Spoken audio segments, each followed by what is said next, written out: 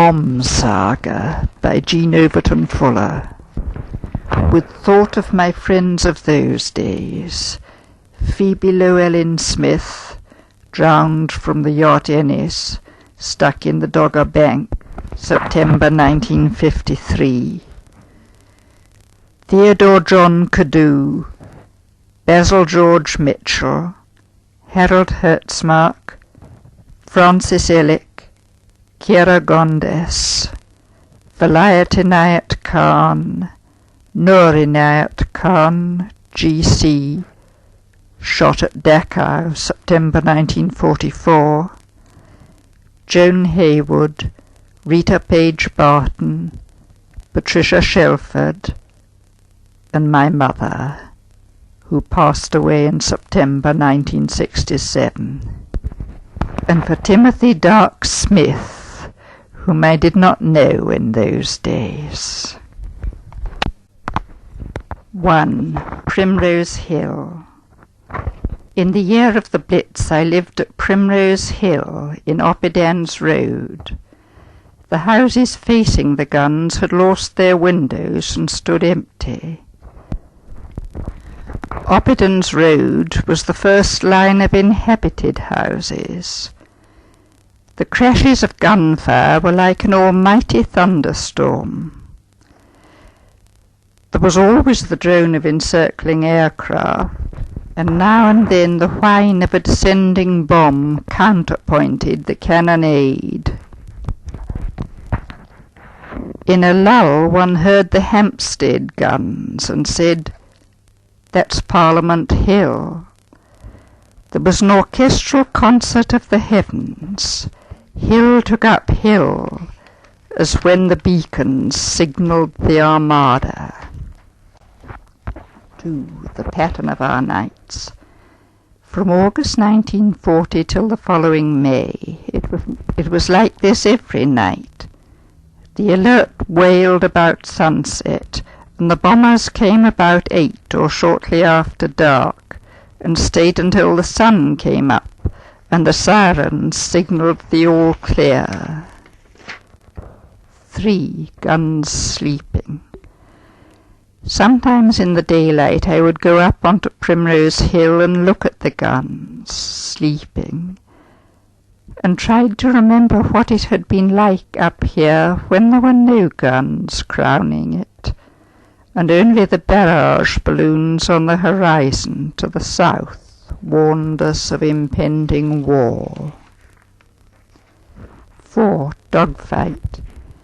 I remember standing in King Henry's Road in the sunlight with crooked neck, watching a dogfight between a Spitfire and a Focke-Wulf, with their wings brightly painted with red, white and blue concentric circles and the black swastika.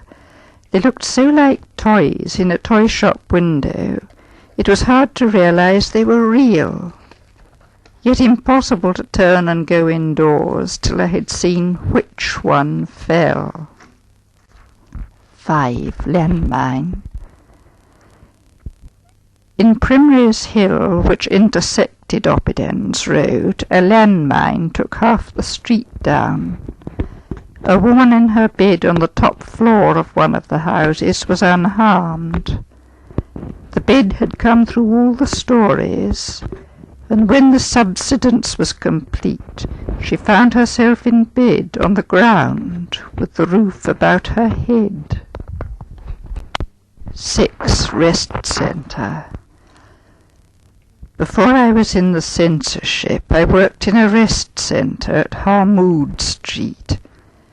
The rest centres were for those whose houses had collapsed about them, but who had not been injured, and were run by volunteers. I went about 3 nights a week at 6:30 and stayed till 9 in the morning. It was mainly washing up. There was not much one could do for new arrivals, except wrap in rugs and give hot tea. Endless tea. Treat for shock in every case was the rule, even if they don't complain of shock. Those who had been there for some days were quite chatty, moving about and exchanging stories.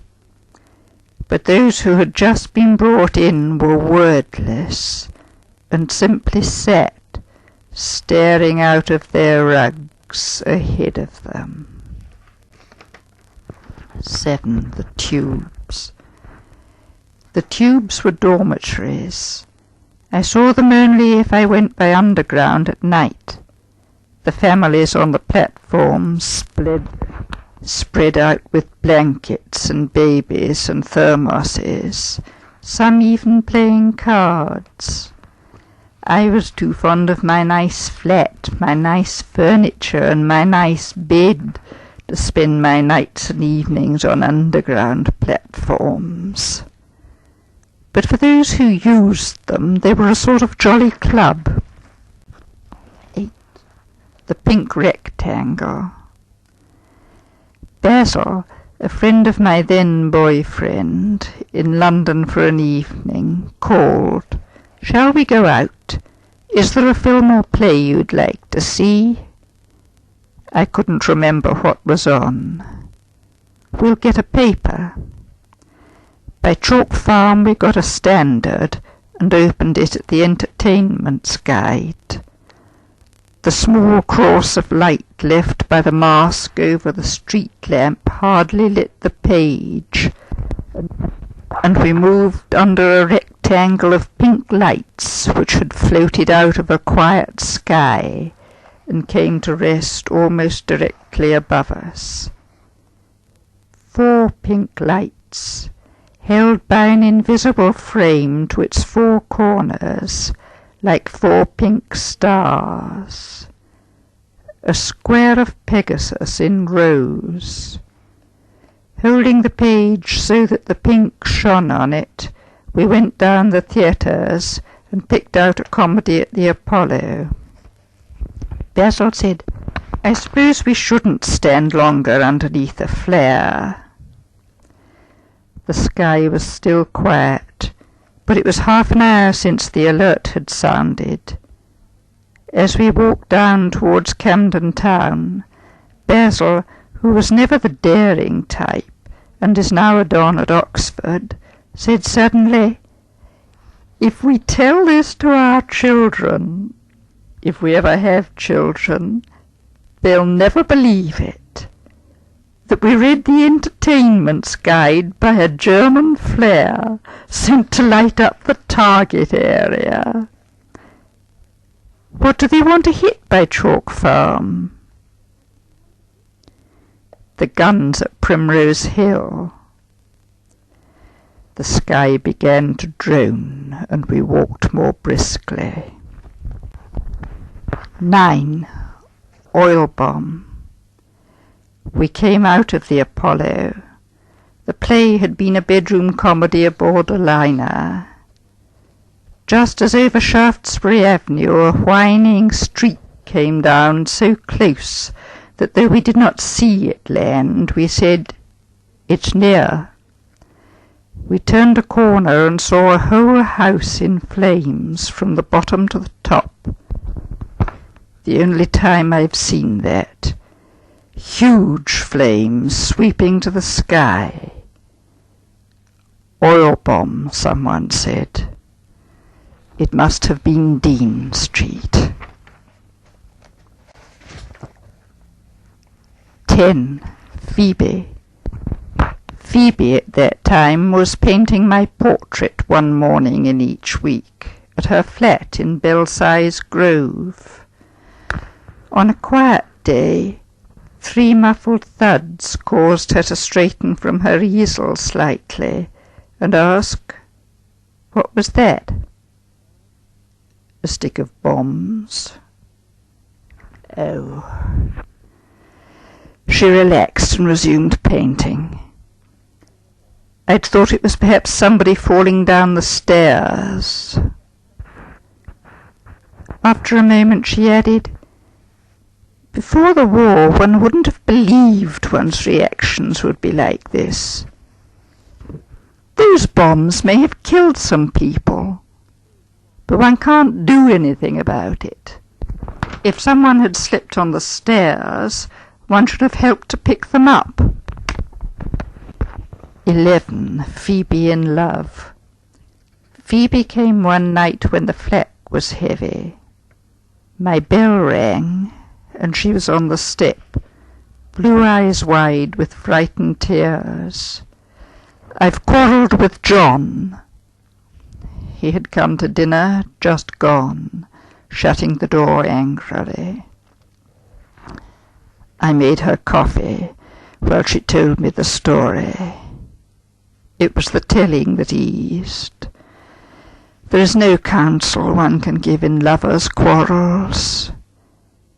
She went back along the Primrose Hill Road when it was a little quieter.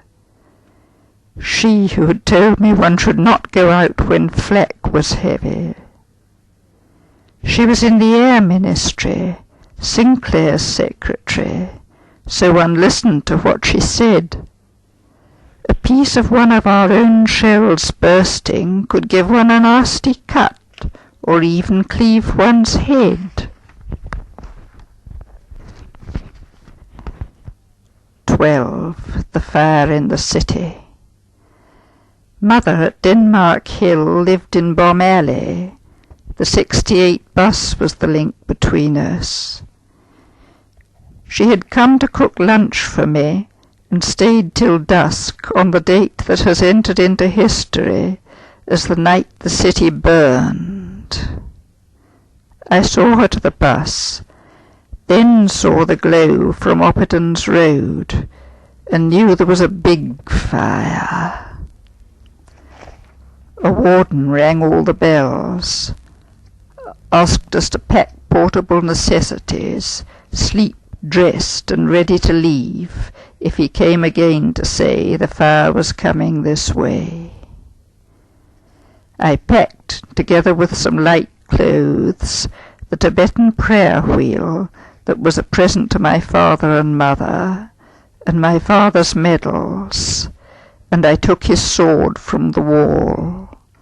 I practised carrying the sword, the case, and the handbag, all three together, down the stairs.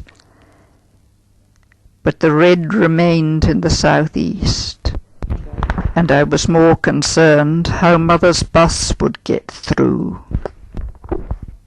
13. Mother. Mother told me about it when I met her for morning coffee at the ABC on Southampton Row, halfway between us. Glass littered the pavement on the road. From the 68 I had seen baths and lavatory pedestals swinging from pipes in halved houses. She must have been through worse, and I had thought would be worn after the bad night. But she was shining. "I've never seen you look so beautiful," I've said. "Your eyes are like stars." "I know," she said. "I feel so well. I feel I've never been so alive in all my life. I can't help it. It's the adrenaline."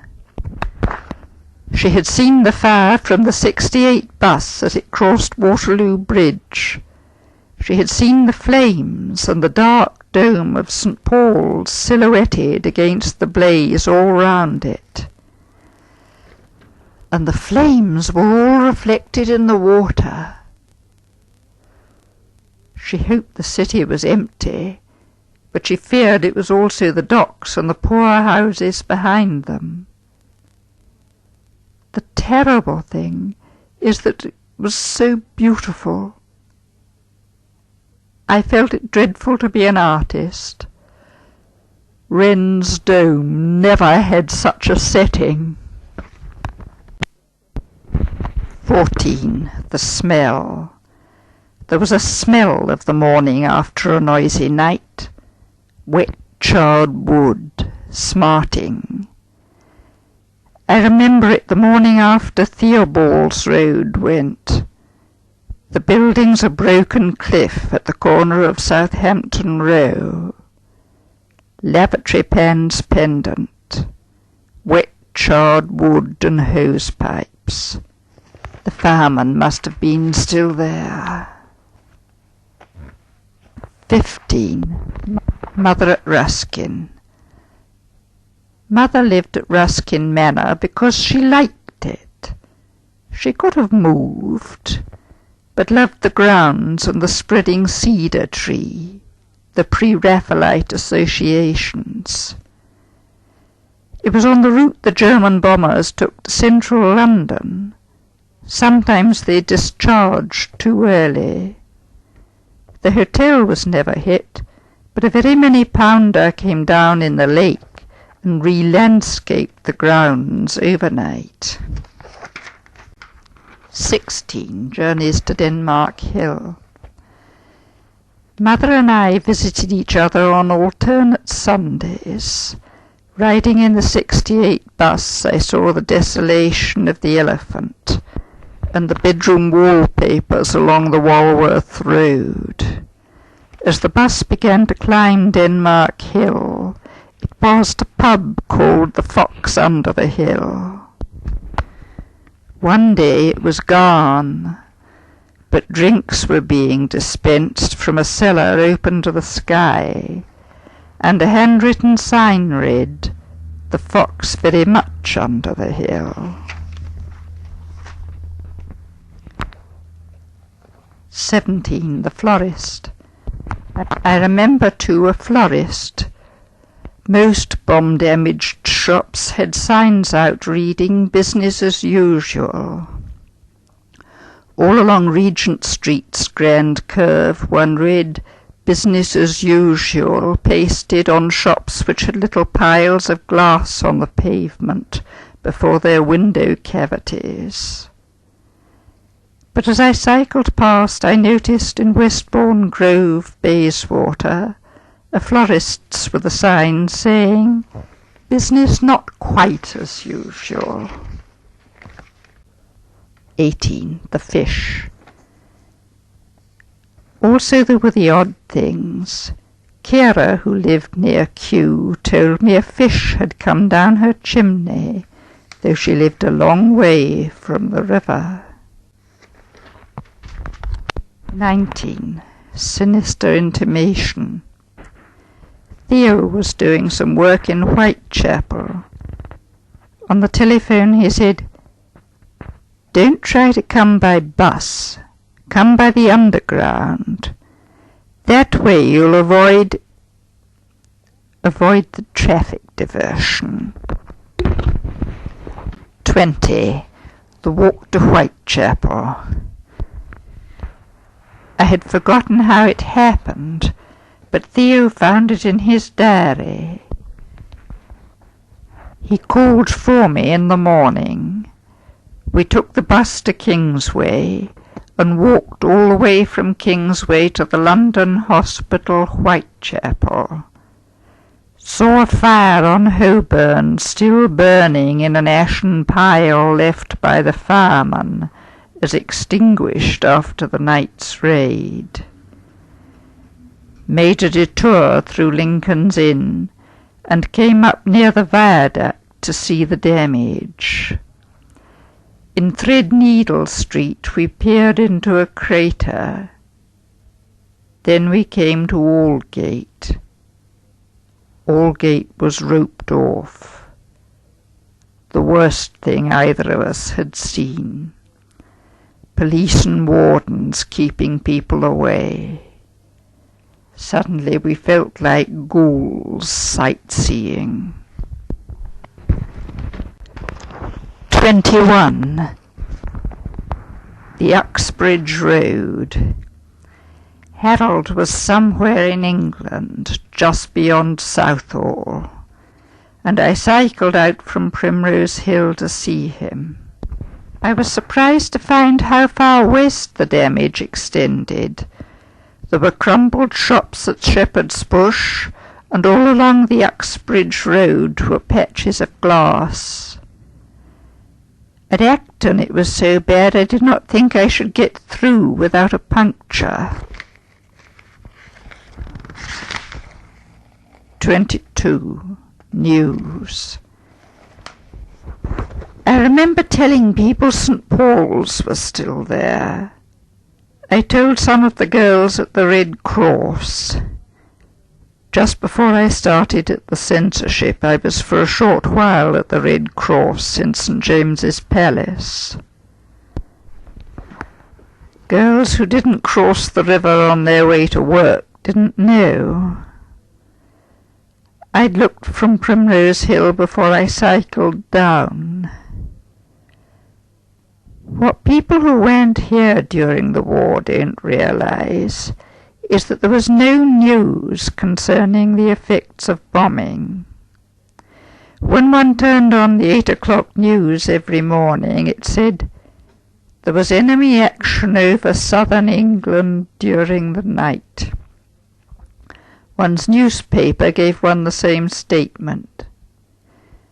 We weren't supposed to mention even on the telephone what had been hit and what was still standing, in case the enemy was listening. We were back in the days before printing, when news travelled only by word of mouth. 23. Exams. It was during the Primrose Hill period I took university entrance. I sat first for matric in 40 at a hall in Queen's Square. I failed in maths and Latin. Then I found that being over 23 I could offer logic instead of mathematics. I prepared by private study, but Phoebe, who had a first in greats, heard me my Latin verbs while she painted me. And Theo, who had a first in greats, advised me by letter that for logic he had used only Eaton's logic, and that I should get it. And Basil, who had a first in greats, in London on a brief leave from the Navy, turned its pages and said, "I've forgotten all this," yet talked about the syllogisms of Aristotle, and, more brightly, of the fallacies. I was at the censorship when I sat again, in letter 41, but took 3 days of annual leave for it. We sat in the Imperial Institute Museum, among the Fiji arrows. 24. Taverton Street.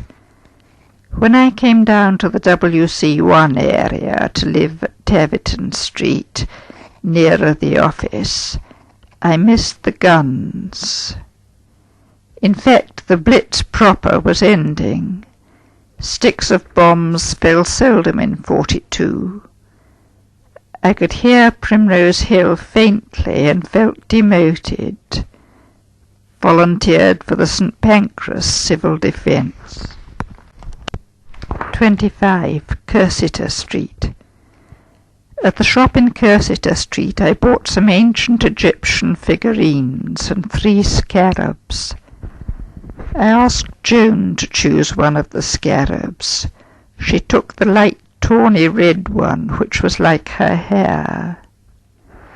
I asked Valiant to choose one of the scarabs. He chose the grey, leaving me with the blue, which was the one I wanted. The shop was afterwards bombed. 26. The 4th scarab. I found a 4th scarab in a different shop, and gave it to Valiant's sister Noor. She took it to Dachau. 27. The move to Guildford Place. When I had to move from Taverton Street, it was my mother who found me the flat in Guildford Place. Bomb shaken, it stood vacant, and the rent was modest, because people thought the district was dangerous. But it was so near the office I could see the censorship on Holborn from my doorstep, and from the roof I could see St. Paul's. 28. Russell Square. The time it was closest for me was 2 years after the Blitz proper, when there was a certain resumption of ordinary bombing. I was in Russell Square, coming home past the Russell Hotel, when there came a whine so low, so straight, so increasing in volume, I thought for the only time, this may be it. I stepped from the pavement, and, sacrificing a nice coat to the mud, executed for the only time the taut drill. I laid myself in the gutter, being careful to fit my nose into the angle between the curb and the road, so as not to have a nose fracture. Then I heard the thud, with the inevitable relief. When I stood up, Senate House was down. Of the building I had entered to take in my registration form for my degree, there remained only a shell, and all the blackouts were gone. In the houses standing were squares of light, quickly extinguished one by one, and all the windows in Russell Square lay on the pavements and the road in pieces. 29. Beowulf. Thereat he they stood, ringed Stefna, easigont ut fus. Thud. Reading now for my English degree in evenings alone, the sea-cast funeral. There in the haven stood the ringed ship, icy and out-eager. My mother's father told me we who were lynx folk probably came in the long ships with animal prows. Excitement took me, I walked the room. Beowulf and bombs.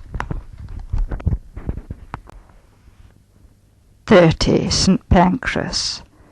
St. Pancras was one of the most active of the civil defence stations.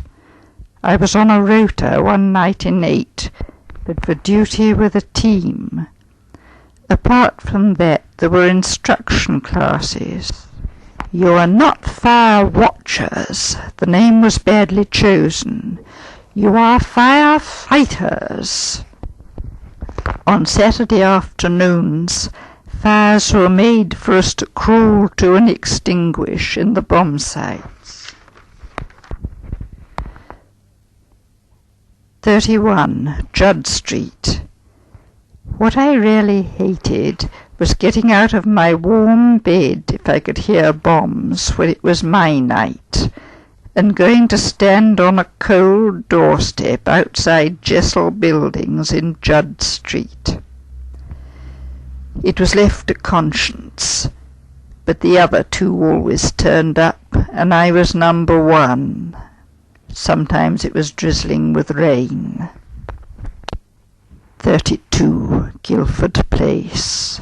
From my window in Guildford Place I watched 2, 3, 4 small incendiaries dance on the road below, and saw that there were more in Brunswick Square. I remembered our instructor. You're fire fighters, not fire watchers. It was not my night on duty. I remembered our instructor.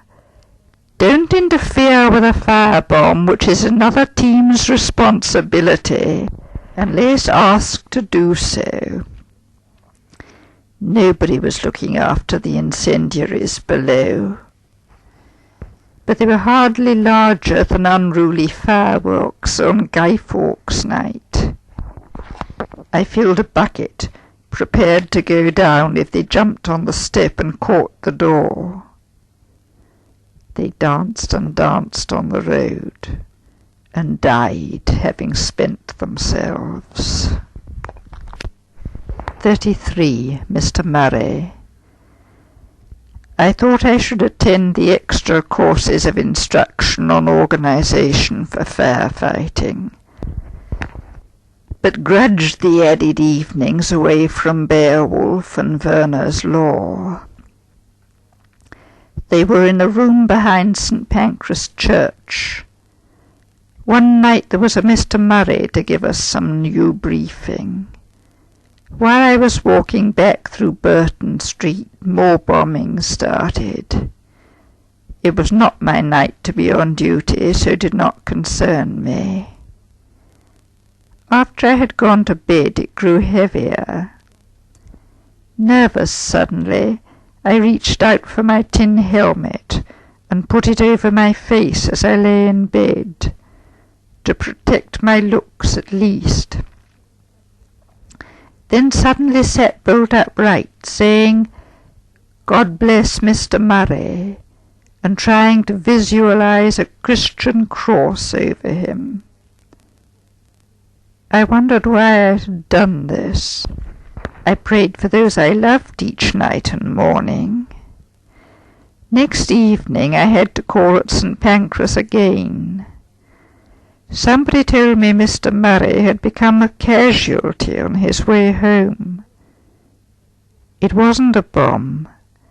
As he was crossing the road, one of our own shells came down and exploded in the gutter. He's been filled with the pieces. 34. The Fire Brigade. Our instructor told us we had received a great compliment, an invitation from the Fire Brigade. If any of the volunteer firefighters of the St. Pancras Civil Defence went to the fire station on the Euston Road, a course would be arranged to teach them how to help the real firemen. Saturday afternoons to the Euston Road. We saw the red monsters in their stables. One was brought out for us, and we were shown the parts. We were taught to find and bear a hydrant, and uncoil the hose, and learned one spoke of fitting male hose pipes into female hose pipes. 35. A New Rhythm. I was not one of those who said they could tell our aircraft by sound from German, but I did notice, one night shortly after D-Day, when there was something with a new rhythm. Chug-chug, pause, chug-chug, pause. When I got to the office in the morning, everyone was talking about it. We could see them. They were hammer-headed. They came chug-chug, pause, chug-chug, until a moment when they went silent and began to fall. One could watch them falling, drifting as the wind took them, to explode on landing. They hadn't got pilots in them. They're just bombs with wings and find their own way. We crowded to the window to watch, and Mrs. Marshall, the deputy head of our table, said, "You know, they're really rather clever." 36. Doodlebugs. Everybody called them doodlebugs. Until they came, if there was an alert in office hours, we were made to go down to the shelter. But as these things came at all hours, the warning system was no longer practicable. I was glad.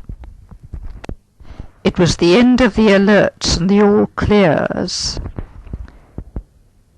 The director told us we might duck underneath the table when we heard a doodlebug coming, but I never saw anyone actually do this. 37. Correct terms. We were told the doodlebugs were what the Germans called V1, and warned something called V2 was still in store for us. 38. V2. The loudest noise I ever heard tore down the sky. I was preparing a cabbage for the pot, but threw the window up and leaned out. Across Guildford Place another window was thrown up, and a young man leaned out. Seeing me, he cupped his hands and called out, "What was that?" I cupped mine and called back, "It must be V2." It was. 39. Francis. Francis, a Czech friend, had been buying a cauliflower when it happened. I asked, "What did you do?" He had caught the English phlegm. He said, "I asked, 'How much is this cauliflower?'" 40. V1 and V2. V2 came faster than sound. One felt the shock first, and only afterwards heard the thunder crash. I found V2 bad for the nerves. At the office I asked, "Which do you like best, V1 or V2?" "V2, said Mrs. Marshall. "You'd never know anything about the one that hit you." I preferred V1. As one could watch its approach, it gave one time to prepare oneself for entry to the next world. 41. Lincoln's Inn. The director told us on the internal loudspeaker he had received an invitation from the Fellows of Lincoln's Inn for the staff of the postal censorship to use their beautiful private gardens in this beautiful weather during the lunch hour. He hoped we would be very careful not to disturb their quiet. Tired-eyed censors took their sandwiches and thermoses and sat with them on smooth green lawns beneath pink prunus or a very old and dipping mulberry tree supported with irons. For the first time I picked from the ground fallen mulberries and ate them. Sometimes, as I sat with Rita or Patricia, a barrister passed in a floating black robe and smiled at us. We wondered if they were curious to see the Mrs. Scissors, as some people called us, because of the delicate traceries we executed on their letters. By the old brick wall I gathered from the path petals of sweet-smelling roses. I have them still. 42. That man yattering. We were coming out of the Fellows' private garden when a doodlebug stopped chugging.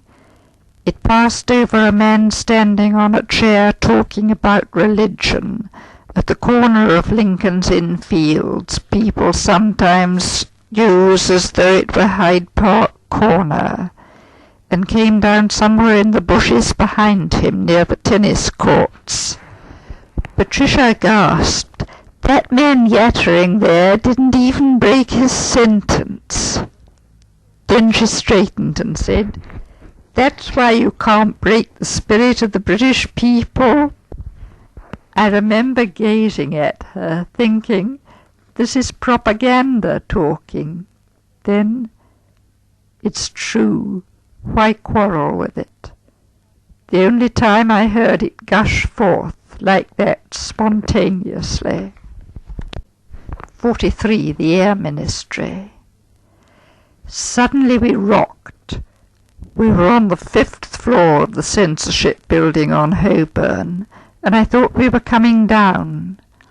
I put out my hand and stopped an ink pot which was sliding down an upending table. Then the crash. A voice cried, "It's the Air Ministry!" "Phoebe!" As soon as I got home I telephoned to her flat. She answered, and not asking why I'd rung, said, "I'm alive," but it was a hit. 44. Another afternoon. I think it was a few days after this. The shuddering, then the thud. V2. "It's my flat!" I cried in dismay. From the window we could see right up Red Lion Street and Lamb's Conduit Street to the little kiosk with the green roof in the children's playground. The kiosk was still there, but the cloud of dust going up into the sky seemed to be from my flat on Guildford Place. It was only 10 minutes up the road. The fireman would be there, but I wondered if I shouldn't go and try to help salvage some of my things. The Tibetan prayer wheel, my father's sword, the Egyptian figurines. But I didn't know if I should leave the building in office hours. It was about 3. Everyone told me to remain. When we got out at 5, I ran. Guildford Place was still there. Puzzled, I went along Hunter Street and round Handel Street. Then I saw it, at the corner of Wakefield Street and Regent Square, the desolation of white plaster. It had been one of the nonconformist churches. Somebody by said there had been a meeting of 200 ministers from all parts of the country, but I don't know if they were actually in it. 45. The Willow Herb. The bomb site's filled with a beautiful purple weed. For a long time nobody knew its name.